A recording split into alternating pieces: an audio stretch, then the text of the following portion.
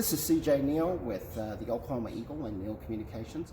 I had the opportunity to sit with a man who has a distinguished history and a distinguished career in public service, who has come here to support Vice President Biden in his bid to become the next president of the United States. I'm going to allow him to introduce himself to you, and we're just going to ask him a couple of questions. Great, thank you very much. I'm Tom Vilsack. I served with pride in the Obama-Biden administration as the United States Secretary of Agriculture.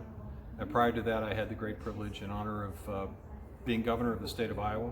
I had the opportunity and chance to learn from the folks here in Oklahoma, your commitment to early childhood education. We tried to replicate that in the state. So I've had an opportunity to serve in the state senate. I've been a mayor of a small town, and I'm excited to be here in Tulsa today on behalf of Joe Biden. Well, thank you, Mr. Secretary, for coming here and for taking the time to talk with us for a few minutes about your trip here to Tulsa. Tell us, first of all, what have been your impressions being here on Black Wall Street and getting a chance to not only see this historic church that we're at, Vernon AME, but also just this area in general? Well, first of all, this is an incredible symbol of the strength of community and faith. I think in so many Americans, people that don't necessarily live in Tulsa, don't necessarily live in Oklahoma, may not fully understand and appreciate the historic nature of this particular site. The tragedy that took place in 1921, the 100-year anniversary will be marked next year here in Tulsa. And the fact that this was an area where there was tremendous prosperity for African Americans. The black community had businesses that were prospering, and on a fateful day, there was an amazing and destructive force in which hundreds, if not thousands, of people died. Over 10,000 folks who lived here, African Americans who lived here, were homeless in a matter of 18 hours. The businesses were destroyed. This particular church was basically bombed. All that was left was just remnants of the basement. But despite that horrendous tragedy, the people of this community decided that this church needed to be a symbol of preservation and a symbol of faith and of community. They rebuilt this church into not only a wonderful place of worship, but also a historic monument to faith and community. So part of my trip to Tulsa here today was in part out of respect for this particular location and for the history that is so important to this area.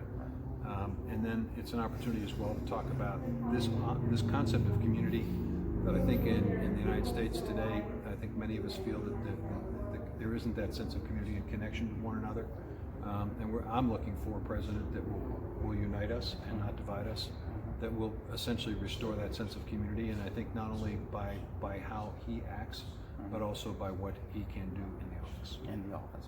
So now tell us a little bit about your history with the Vice President. You spoke a little bit about that today to the group that came out to... Right. Well, Christy and I, my wife and I, have known Joe and Jill Biden for 33 years. We basically became some of the first Biden supporters when the Vice President ran as a senator from Delaware in Iowa in 1986. We had the opportunity to be supportive of the Vice President then. And during that course of that campaign, he often spoke to young people, and he basically encouraged them to be involved in the process. And in doing so, he essentially said that the penalty for us not getting involved in elections, in the political process, was that people less qualified than us end up governing us.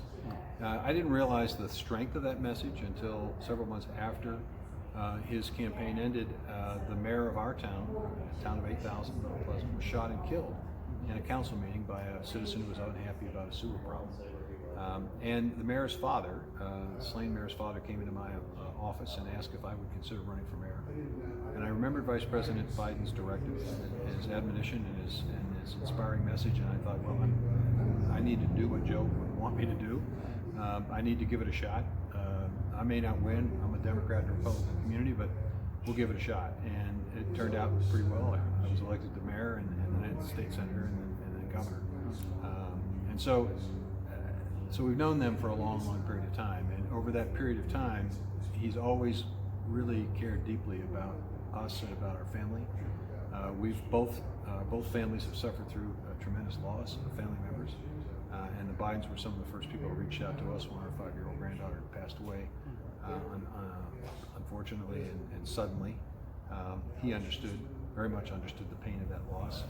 I think that's one of the things about him that I think a lot of people don't fully appreciate and realize is the tremendous empathy he has for those who have suffered. So as we are looking at ways in which we can bring the community back together, those who are disenfranchised, those who are disconnected, those who have suffered, this is a man who identifies with those folks, and I think because he identifies, he will commit himself to doing what he can to improve the lives of those who have had difficulty. Right. So we know a lot about his history as far as him being vice president under President Barack Obama, about his time in the Senate and the things that he did there, especially in the Judiciary Committee and other things that other areas that he was assigned to during that time.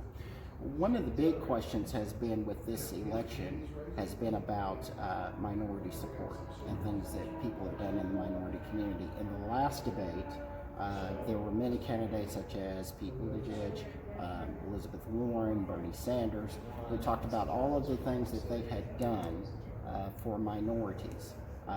One of the comments that was mentioned by Gil King is that the vice president was slipping in the polls when it comes to minority support. He disagreed with that, saying, I don't know what polls you're looking at, but according to the ones I'm looking at, I'm ahead. Can you tell us a little bit about what you know about the vice president's commitment to not only just minority communities, but in making sure that issues that affect us today are addressed properly?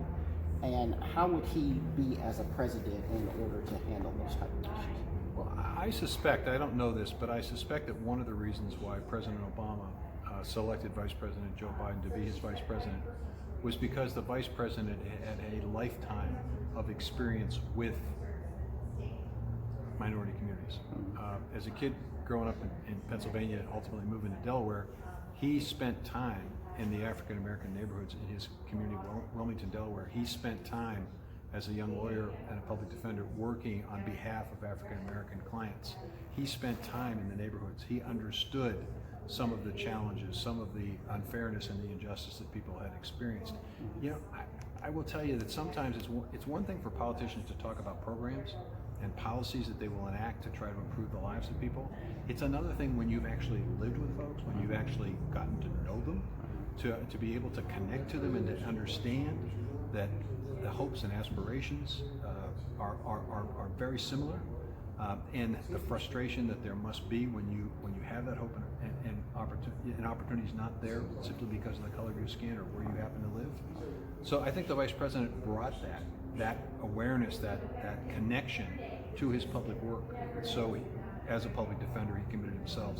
He could have gone to a big law firm. In fact, he had a job at a big law firm, and he said, you know what, I don't want to do that. I want to actually help these folks from the neighborhood. When he became a senator, he could have, looked the other way on issues like voting rights, but he understood that one way of giving people the ability to effect change to improve their lives was to ensure that they had the right to vote and that their vote counted.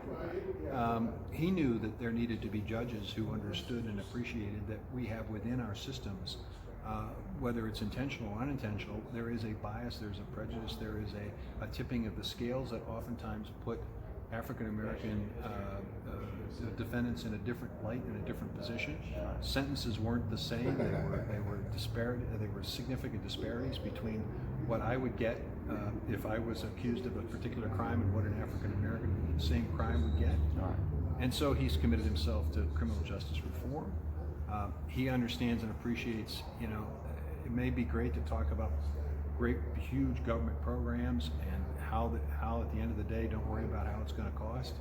But he knows folks in this neighborhood, they want to, wait a second, before you tell me I'm going to have health care, what's it going to cost me? Okay. There's a little bit of skepticism, understandably, and it needs to be explained. So that's why when he talks about expanding access to health care, he talks about here's how we're going to pay for it. And he believes that every candidate should do that. So I think there's understanding from a history of living there. There's a commitment through a lifetime of service. And I think there is an appreciation that if you're really going to have a sense of community in this country, you got to bring everybody along. You just can't bring a few people along. You just can't bring the fortunate few along and just hope that somehow their generosity will sprinkle down on the rest of us. We have to figure out a way in which educational opportunity is available to everybody, that we don't saddle people with debt, that we've got access to health care, that we got decent paying jobs. Because at the end of the day, if you have that kind of world, then you'll have a community. we will have unity, and you won't have this division that we're experiencing today. Okay.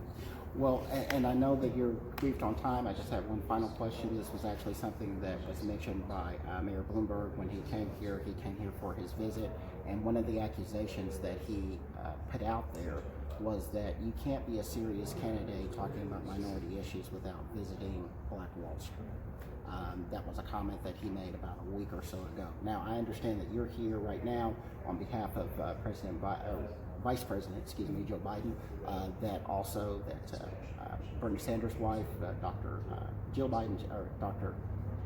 Jane Sanders was here and visiting, and many other candidates. I just want you, as a person that knows him and as a person that has that history, explain to the audience how that is not the Vice President and how that is not about his character.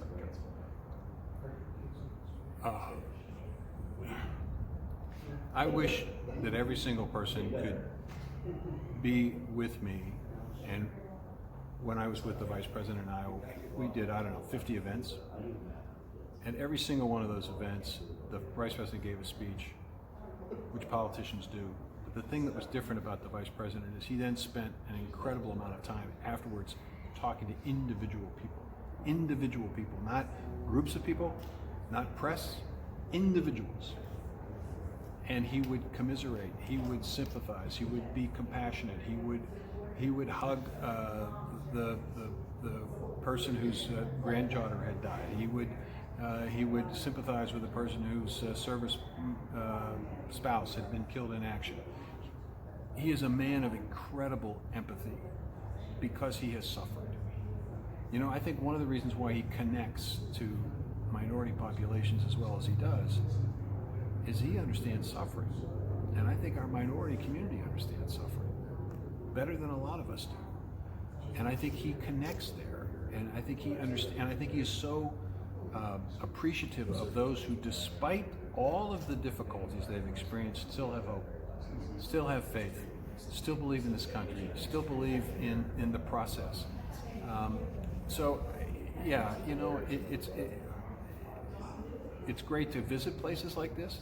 And I suppose, frankly, if I were Mayor Bloomberg, I'd have to come to a place like this. Why? Because I was the mayor of the stop and frisk policies, right? I have to explain that, right? But Joe doesn't have to explain the fact that he's expanded voting rights. He doesn't have to explain the fact that he helped expand access to health care to millions of Americans, including minorities. He doesn't have to explain the fact that he believes in educational opportunity and wants to increase. He's lived it his entire life. So he hasn't had the privilege yet to be here, but I suspect he will get here at some point in time, and he should get here, and we all should get here. Every leader in America should come to places like this so that we understand what happened here, because too few people do understand what happened here. Right. Well, thank you, Mr. Secretary, very much for speaking with us. This is CJ Neal with the Oklahoma Eagle and with Neal Communications.